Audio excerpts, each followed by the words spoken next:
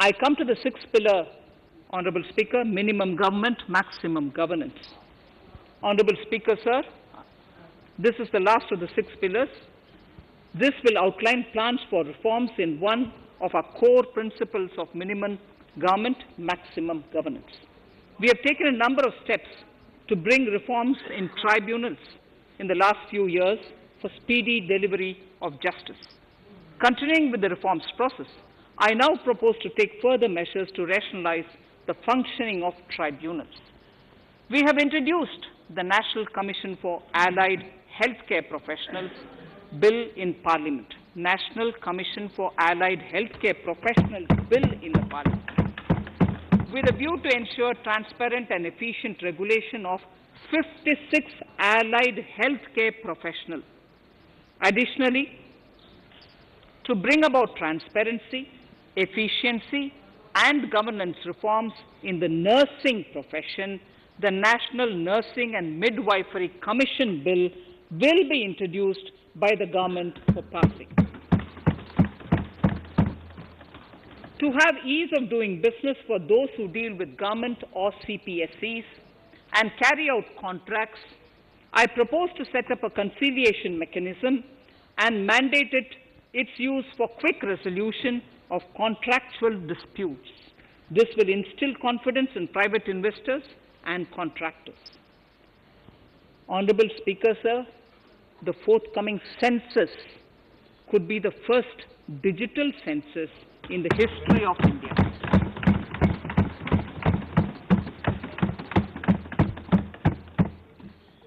For this monumental milestone-marking task, I have allocated 3,768 crores in this year, 21-22.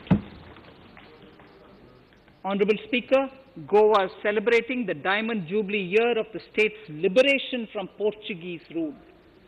From the Government of India's side, I propose to grant 300 crores to the Government of Goa for the celebration. I propose to provide 1,000 crores for the welfare of tea workers, especially women and children in Assam and West Bengal. A special scheme will be devised for the same.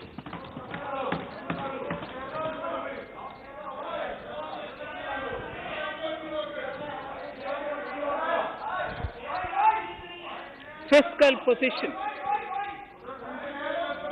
Fiscal position. In these last few paragraphs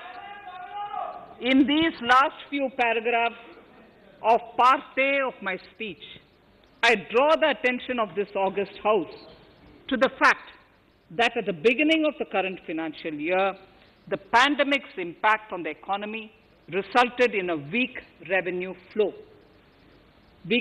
inflow. This was combined with high expenditure to provide essential relief to vulnerable sections of the society, especially the poor, the women, scheduled castes, and scheduled tribes. Unlike many other countries, we opted for a series of medium-sized packages during the pandemic so that we could calibrate and target our response according to the evolving situation. Once the health situation stabilized and the lockdown was being slowly lifted, we switched to ramping up government spending so as to revive domestic demand. As a result, against an original BE expenditure of 30.42 lakh crores for 2020-21, our RE estimates are 34.50 lakhs.